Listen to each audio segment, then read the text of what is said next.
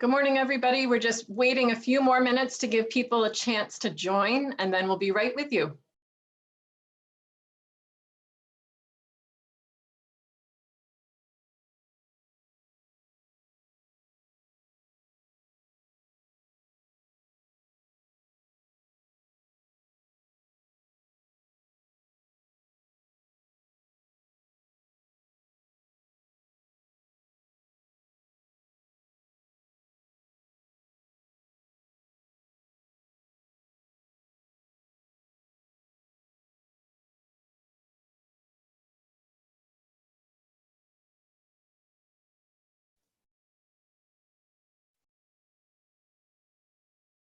Good morning, everybody. Thanks for joining us. On behalf of Paraclete Press, welcome to this reading of Margaret and the Pope Go to Assisi by John Sweeney. My name is Rachel. I'm the publicist here at Paraclete, and it's great to see Jennifer, Karen, Lillian, Lisa Hendy's here, Mamie, Nancy, Robert, and our illustrator, Roy DeLeon, is also with us this morning. That's great. Thanks so much for joining us. We're so excited to have John here to take us on this adventure with Margaret and the Pope today. Now, if anyone isn't able to get onto Zoom this morning, the recording of John reading will be available later on YouTube, and we'll provide that link for everybody. Also, you'll see a little Q&A button at the bottom of your screen. So please feel free to put any questions you might have for John there, and we hope to get to everyone after the story. Now, as many of you know, John Sweeney has written the Pope's Cat series for children, but he also really loves St. Francis and has written a lot of books about him too. So thanks so much for reading to us today, John. It's great to be here. And I know a few of those names that you mentioned who are with us, which is fun. It's especially fun to hear that Roy DeLeon is here. He is the super talented illustrator of the Pope's Cat series. And he lives 3 hours, back in time zones from an 11 a.m. start time. So he actually had to get up a little bit early this morning. So last week, I read this book to you, which was the third book in the Pope's Cat series, Margaret's First Holy Week. And I have good news for you today, which is that last week, I didn't hold up the book very well. You couldn't see the pictures very well. Well, this time, we've gotten technologically sophisticated, and I don't even have to hold the book up to show you the pictures, because the marketing folks at Paraclete Press are really smart, and they have figured out how to eliminate that and just put the illustrations on the screen. So there will be times when I'm reading when my face will become really small over in the corner, and the picture will be really big, and that's a lot better.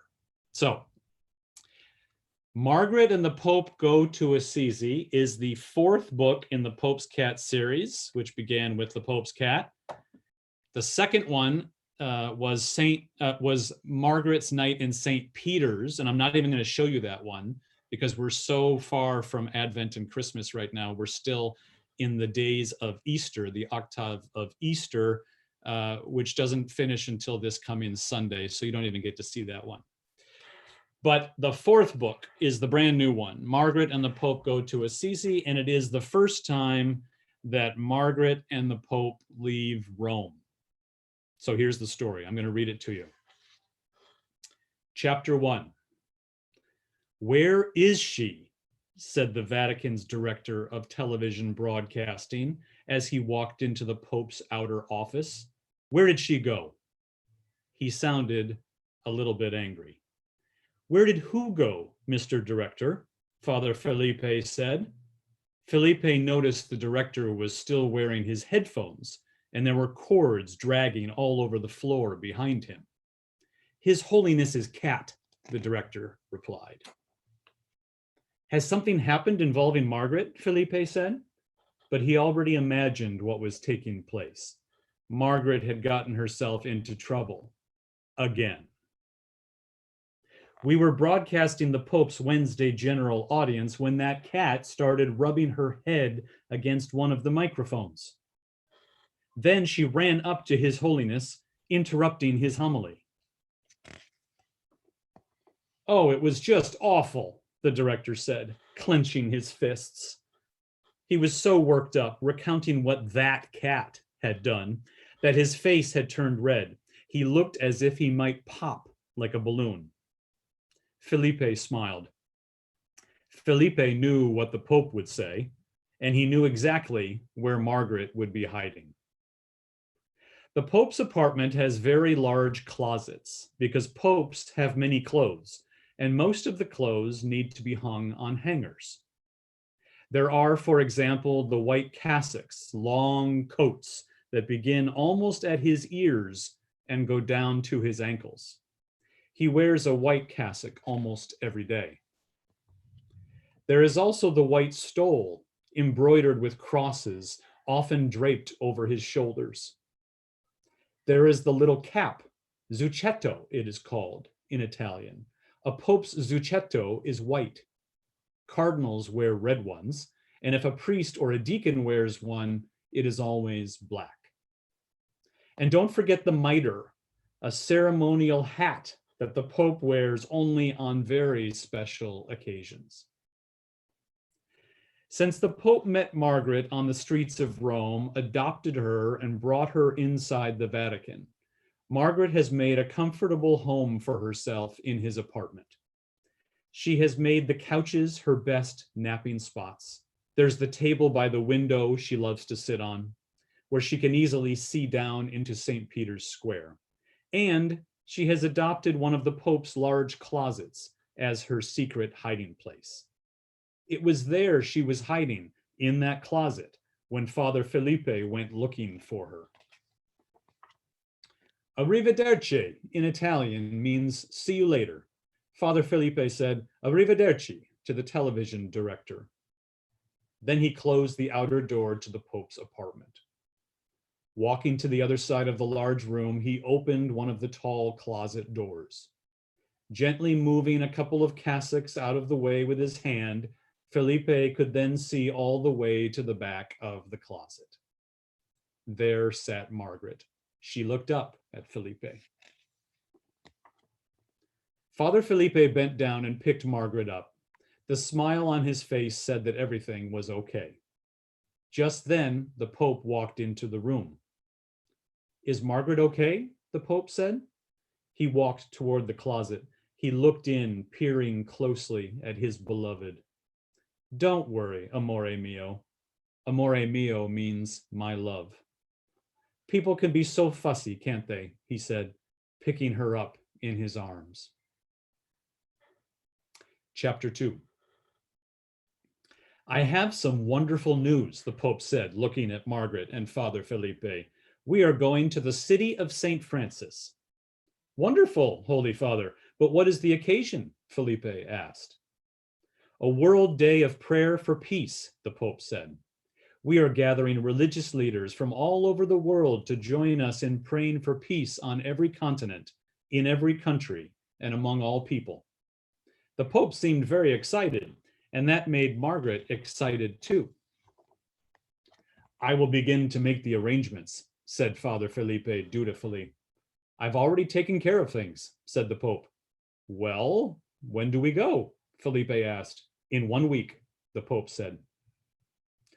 Now, some of the Roman Curia, the people whose job it is to assist the Pope in administrating all the congregations, councils, and offices of the Universal Roman Catholic Church, were not happy with the details and plans for the trip to Assisi. The Pope, for instance, decided on his own that he wouldn't be driven in a car. He wanted to take the train. But the train is not safe, Your Holiness, some in the Curia said. It is not suitable for the Holy See. Holy See is another way of saying authority of a pope. Others said, the train will take so much longer, Holy Father. That's okay, the Pope replied. I'm not in a hurry. Also, you shouldn't worry so much. A week later, the Pope was holding Margaret in his arms as they stepped out of a small car arriving at the train station. People were rushing here and there, loading things onto the train, saying goodbye to loved ones and friends, locating the proper car according to their tickets. Father Felipe was there carrying an armful of papers. A few Curia officials were there too. Even the Vatican's director of television broadcasting seemed to be arriving at the train for the trip to Assisi. Margaret didn't see him as they were boarding. Inside the train, the Pope, Margaret, Felipe, and a few others traveling with the Pope were shown to a private car.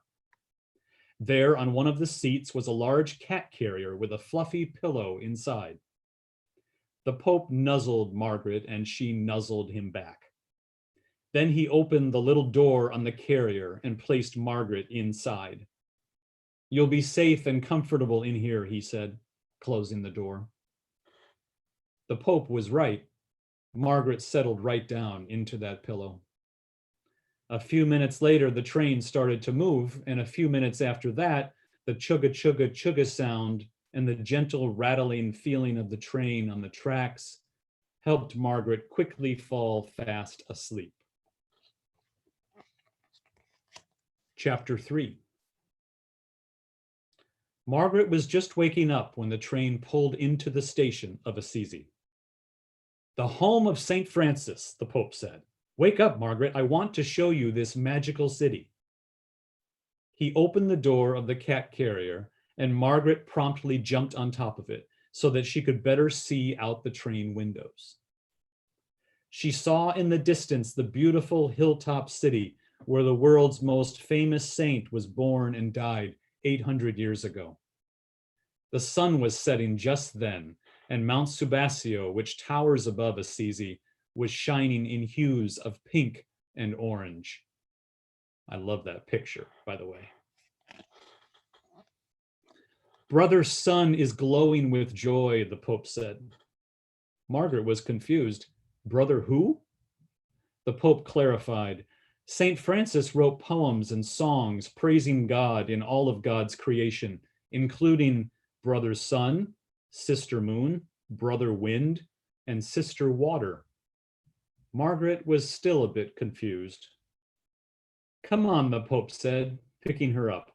Felipe and the others were close by. "Our first stop is the Basilica di San Francesco." Now, de San Francesco simply means St. Francis in Italian. They climbed into a car that would take them up the hill to the great church where the scenes of St. Francis's life are painted on the walls and where his body is buried beneath the high altar. When they arrived at the basilica, they were greeted by men in brown cassocks tied at their waists with cords. They were Franciscans, men who live in the friary that is attached to the Basilica of St. Francis of Assisi. The Pope greeted each man with a hug, and each of the Franciscans kissed the Pope's hand. Then the Pope went to a microphone. He began to deliver a short talk to the friars, speaking from notes he'd written while riding in the train from Rome. Margaret heard the Pope say how good it was for the men to be little before God and to be gentle wherever they go, just as their founder, St. Francis, was little and gentle. She liked that. Margaret tried to keep listening to the Pope's speech, but after a few minutes, she found it difficult to concentrate. Then she spied a long hallway leading out of the friary, and she became curious. No one seemed to notice when Margaret left where they all were standing. She continued down the hallway until she reached a dimly lit stairwell. There she saw a long line of people slowly making their way down into a dark room below. No one was talking while descending. As Margaret would discover later, these were pilgrims on their way to the crypt.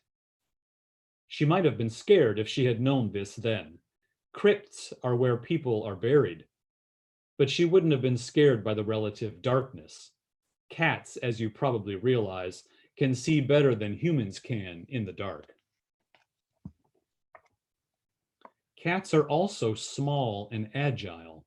Margaret easily scooted and scampered her way through the quiet crowd, down those stairs and into the small hall. There was very little light down there, even though many candles were lit. The long line of people continued moving toward the front of the room in a gentle circle around the place marked as where St. Francis is buried. Some of the people were lighting candles. Others were praying. One young man was praying with a rosary. There was a man in a black jacket whispering silencio, silence, to anyone who was talking. Margaret stepped up to a young girl who was kneeling beside her mother. Margaret put her paws on the stone ledge beside the girl.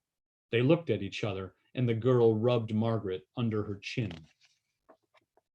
Then the girl, her mother, and Margaret got up and moved on. It seemed that others needed a turn to kneel in that spot. As she made the circle all the way around the place where St. Francis is buried, Margaret saw the names of 4 of Francis's best friends, who also lived 800 years ago and are buried there beside him: Brother Leo, Brother Maceo, Brother Rufino, and Brother Angelo. Chapter 4. While Margaret was away, the Pope had finished his speech and he walked outside, around to the front of the upper church of the Basilica, to greet the distinguished guests who were beginning to arrive. Margaret saw the Pope when she came back up the stairs from the crypt, then up another long flight of stairs from the lower church into the sunlight. She ran over to him and he picked her up. "Did you have an interesting adventure?" he whispered in her ear. She purred. The religious leaders were arriving. The Anglican Archbishop of Canterbury was there, wearing a cassock similar to the one the Pope was wearing, but in purple. Then there was H.H. the Dalai Lama, leader of the Tibetan people, who had just come from India. He was dressed in saffron. The Grand Imam had just arrived from Egypt. He also wore a type of white cap on his head. Distinguished rabbis were arriving from the United States, Europe, South America, and Israel. Both men and women, they were all wearing black or blue suits, and they had black caps on their heads. Russian Orthodox, Greek Orthodox, Armenian Orthodox, and other bishops of the Orthodox churches were also standing in front of the upper church of the Basilica of St. Francis. The Pope greeted each person with a brotherly embrace. "Your Holiness," Father Felipe said to the Pope so that everyone could hear, "we are ready for you inside. It is time to begin." "Thank you, Father," the Pope said, and he smiled at everyone who had come and said to them all in a loud voice, "Brothers and sisters, please join me inside the church." Inside the upper church, Margaret saw rows and rows of chairs, pitchers of water, tables and flowers, and members of the press holding microphones and notepads. The Vatican director of television was standing near the front of the room. He had headphones on his ears, and he seemed to be talking into a microphone attached to the headset. Then Margaret noticed something else, something much more startling: the walls.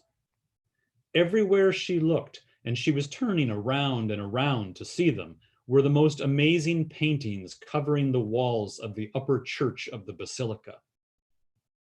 As you may know, cats don't usually pay attention to paintings, but these seemed special. Cats do notice other things, however, and as the Pope was about to speak from the microphone, and as she heard the director of television say to Father Felipe, "We're ready," Margaret saw a mouse poke its head out of a tiny crack in the wall. Her attention quickly turned to the twitching of that little mouse. The Pope began. "Here in this room, brothers and sisters, where the great artist Gelato long ago captured the scenes of the life of St. Francis, the little poor man of peace, we gather to affirm our commitment to peace in our own day, and to take this commitment back to our religious communities, our people, our countries, and our leaders." Margaret hopped onto an available chair at the end of the first row. She wanted to listen. And she did listen. She forgot about the mouse. But the chair was comfortable, so comfortable, and the room was warm, and cats, well, you know, cats like to sleep. So before the Pope was even halfway through his talk, Margaret began to quietly snore. Chapter 5. The following day, the Pope announced to Margaret and Father Felipe, "We should go for a walk in town. We have an hour or so before everyone gathers again to talk and pray." Felipe noticed that the Pope was wearing a jacket over his white cassock. "Very good, Your Holiness," he said. "I will alert the police so that they may begin to make the area safe." "That's not necessary," the Pope said. "I want to see the people of Assisi as they are." And he picked up Margaret and left the room. Felipe ran after him. Within a few minutes, the Basilica of St. Francis behind them, the Pope and Margaret and Father Felipe were walking on the medieval stone streets of Assisi. St. Francis did so many interesting things, the Pope was saying. Let's look for evidence of him. No one noticed the three of them, at least for a little while. Soon they came upon a group of girls and boys playing in a piazza near the center of town. Some were laughing, others were eating gelato. Gelato is a special kind of Italian ice cream made from milk and sugar. Margaret saw the children with the gelato and she began to lick her lips. She hadn't tasted gelato in a long, long time. The Pope heard Margaret beginning to purr. "Would you like some gelato, my dear?" he asked. She looked up at him and meowed. If you were there just then, you would have thought for sure that they were talking with each other. Margaret wanted hazelnut. As she licked her gelato from a cup, no cone, Margaret noticed that one of the children was being quiet. There were children all around this boy, and he smiled sometimes, but then he seemed to be looking for something or simply thinking quietly to himself. The Pope noticed the boy too. He said to Margaret, "Maybe he is a little lonely." Now, how did the Pope know Margaret was thinking about that boy? "That boy is like St. Francis," the Pope went on. "Francis was the center of attention, always having fun, until he began to look inside himself and all around himself for something more special than the ordinary. He would find that something special in his relationship with God." Their gelato gone, they kept walking. Children were now following them because people started to realize that the Pope was walking down their street. That doesn't happen every day, even in Italy. Soon they came to a row of street vendors, and one of them was selling birds. Gray pigeons and white doves cooed in cages upon a small table. "St. Francis preached to birds," the Pope said with excitement at the sight of the beautiful creatures. There were times when people did not want to listen to what it means to follow Christ, so he turned to the birds and said to them, "Sing, sing for your Creator." Margaret paid very close attention to the birds. Cats, you see, are the natural enemies of birds. Cats eat birds. Margaret's mouth began to water. The gelato had been delicious, but now she began to imagine tasting one of those pigeons or doves. The Pope picked Margaret up in his arms and walked over to the cages. "You know what else St. Francis did, Margaret?" She was anxiously waiting for the answer. "He bought birds from a vendor on a street just like this," the Pope said, handing the man some money. Then, opening the cage, the Pope continued, "Simply in order to release them and let them go free." The Pope took a step backward and motioned with his hand for the doves to leave the cage. Margaret watched them one by one, They stepped to the edge of the cage toward the open door. The Pope gently picked them up in his large hands, raised his hands above his head, and said, "Go, sisters and brothers, be free to love and serve your Creator." Margaret watched as the birds flew up into the sky toward Brother Sun and Mount Subasio. Epilogue. They went on that day to see many other things in Assisi that reminded the Pope of St. Francis. They saw where Francis was born and the house in which he grew up. They saw where Francis was baptized. They prayed in the Basilica of St. Clare, where Clare, a good friend of Francis's and the first woman to become a Franciscan, is buried. There in the chapel is the San Damiano cross from which Francis first heard God speak to him. Francis heard God say, "Go and rebuild my church." That's what St. Francis did. We would visit the carceri, the caves on Mount Subasio, where Francis used to go alone to pray, if we had the time, the Pope said to Margaret and Father Felipe. But Margaret was glad they didn't have time to go there. She thought she might be afraid of what lives in caves. Before long, they were back at the Basilica of St. Francis. All the religious leaders from around the world were gathered there again, and the prayer event was about to continue. The Pope walked into the room. He started his remarks that day by saying, "Friends, as St. Francis used to say to ordinary people on the street, peace and all good. That is what I wish for all of us, and that is what I hope we all will be in the world." The end. Thank you so much, John. If anyone has questions for John, please feel free to use the little Q&A button at the bottom of your screen. Well, here's one now. John, Lisa is asking, have you been to Assisi, and what is your favorite place there? I have been to Assisi, and I was supposed to be in Assisi in late March, less than a month ago, to start talking about this book with pilgrims there. But I had to postpone my plans because of this coronavirus that we are all living with. So I hope to be there again in November, but I have been there several times before. It is one of my favorite places to go anywhere. And the places that I talk about in this book, Margaret and the Pope Go to Assisi, are some of my favorite places. The crypt down in the lower part of the Basilica of St. Francis is a solemn, beautiful place to pray. There's another place called San Damiano, which is a really important place in the life of St. Francis. It's the first church that he rebuilt when God said, "Go and rebuild my church." And then some of the other places that I talk about too. Just walking around that town, you get the feeling of St. Francis and St. Clare. So it is a magical place. As the book says at one point, it is a magical place.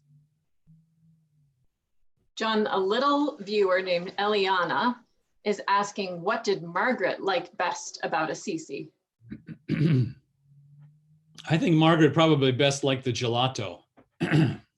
Margaret likes to eat and she likes to sleep. And she sometimes gets into trouble too. So I think she probably liked the gelato a whole lot, but I think she also enjoyed spending time alone with the Pope. The Pope, you know, always has people around him, people telling him that he probably should do this and he needs to talk to these people and he needs to give a homily and it's time for the Mass and things like that. But Margaret loves it when the Pope gives her some special attention. So when they start to walk together around the streets of Assisi and he is showing her around, I think she enjoyed that a lot.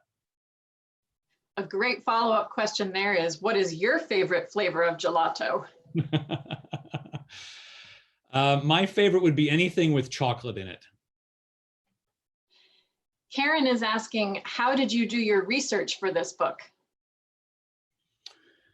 The research for this book was pretty easy, actually, because I don't only write books for children. I also have written a lot of books for adults.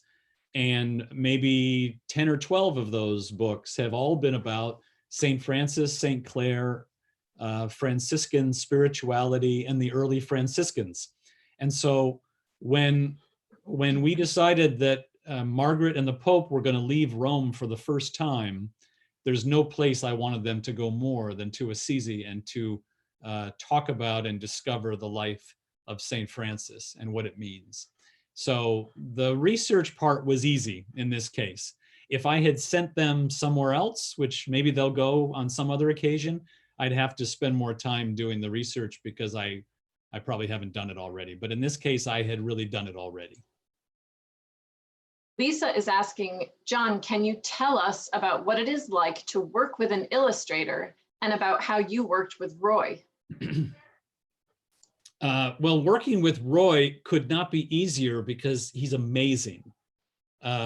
So what it's like to work with an illustrator, usually the text, the writing of the book is already done, and it is sent to the illustrator, and the illustrator decides whether or not they think they would enjoy, have fun, and be able to do a good job of drawing the pictures for that text.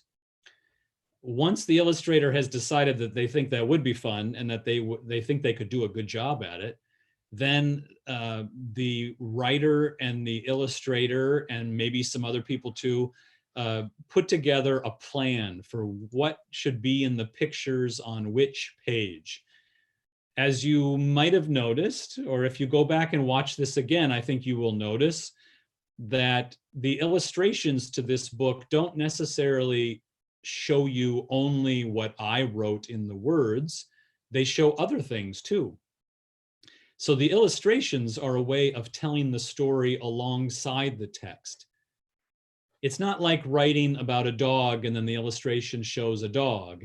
It's like writing about a dog and then the illustration shows a dog and a whole bunch of other things that are going on around the dog. So the illustration tells part of the story that sometimes the words don't even tell. And so the two go together. And Roy De Leon, the illustrator for this series and for this book, does such an amazing job of capturing what's going on, not only in what I wrote, but what else is going on using his own imagination. So that's kind of how the process works and kind of how it worked with me and Roy. Thank you. Elizabeth is asking, what is Margaret's favorite flavor of gelato? And was the gelato in Assisi better than that in Rome? Well, the gelato in Rome, see, if kids know the first book, The Pope's Cat, then they know that Margaret and the Pope first met on the Via della Concilione, which is the busy street in Rome that dead ends right into St. Peter's Square. And along that street, there are gelato shops and coffee shops and tourist shops where you buy postcards and souvenirs and things like that, and restaurants where people are sitting outside having lunch. And that's where they first met. Margaret was a stray cat living right there on the Via della Concilione, and the Pope was walking down the street and they met. And after a little while, he tucked her inside his cassock and brought her inside the Vatican, and that's how the series began.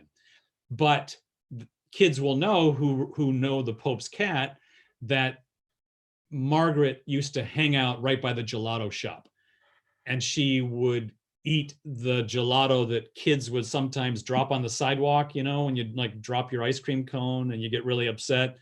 Well, it is upsetting, and hopefully you get another ice cream cone or another gelato, but it's not so upsetting for the cat who might be living nearby, who gets to slurp up everything that you dropped onto the sidewalk. So Margaret had a long experience with a lot of gelato, but her favorite flavor is hazelnut. Whether she's in Rome or in Assisi, that's her favorite flavor, is hazelnut, which is kind of like Nutella. If kids know Nutella, I know my daughter likes Nutella. So I'm not sure though, if she likes it better in Assisi or in Rome. I'm not sure. I could ask, but I don't know. Are there any more adventures with Margaret and the Pope coming up? There is a 5th adventure. It is called Margaret's First Conclave, and Roy de Leon is illustrating it now. So that one will probably come out about a year from now, maybe even a little longer. You know, it takes a long time for a book to get made. And then there will be a 6th one. We don't know yet what the 6th one will be. We will see. I imagine that Margaret and the Pope will go somewhere else outside of Rome, but I don't know where. I don't know yet anyway. Oh, here's a couple more questions popping up. Why did the Pope name Margaret Margaret? Clara is wondering that. Well, in the story, it doesn't say why the Pope decided to name her Margaret. Margaret is the name of a saint in the Catholic Church, and so it's a good name for the Pope to choose. But I will tell you a secret that I don't think I've ever told before, which is that I decided, since I was the one writing the book and I got to decide, I decided that the Pope was going to name her Margaret because my very good friend had just had a child and named her Margaret. And so my book, my series with Margaret is sort of in honor and celebration and love for my friend and his family. But I also just think it's a great name. Lisa is asking, does that mean, I think she's referring to the future books in the series, does that mean a new Pope? The Conclave, maybe? No, see, and I realize there's a lot of kids who might be listening to this who don't know what the word conclave means. Conclave is what happens when a Pope is chosen. The College of Cardinals meets in a secret, well, not in a secret place, but behind closed, locked doors, which is sort of what conclave means. It's like a meeting that only they get to go to, and they vote, and the next Pope is chosen. But no, it doesn't mean that there will be a new Pope. It's actually a prequel, which means it tells the story of when this Pope, the Pope who has adopted Margaret, became Pope. That's great. That's all the questions we have for now, John. So is there anything else you want to share with everybody?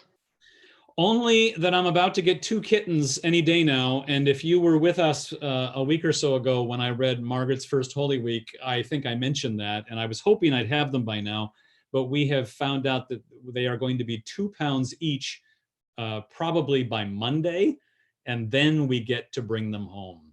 So Martin and Rosa, those are their names, Martin and Rosa, are going to be on my lap a week from now. So you'll have to all come back and I'll introduce you to them. Definitely. Well, thank you so much for reading to us and answering all those questions today, John. Thanks to everyone who joined us. And all of John's books are available from your local booksellers and of course from paracletepress.com. Margaret and the Pope Go to Assisi and all of the Pope's Cats books can be purchased on our website at 20% off today. And free shipping is available this month on orders over $45. And there's even a special for our Zoom audience. If you enter the code Margaret Zoom at checkout, you get all 4 books for just $35. So please consider gifting these fantastic books to friends and family, schools and libraries. Everyone needs to hear these wonderful stories about Margaret and the Pope. And your generosity will help support John and Paraclete Press in our ongoing work and providing free story times just like this one. We hope you enjoyed this time together as much as we did. Our prayers are with all of you for health and safety, and we hope you'll join us for more of these times together with our authors. Our calendar of Zoom events is available on our website, paracletepress.com. God bless you all. Thank you again so much for being here today. Thanks, everyone.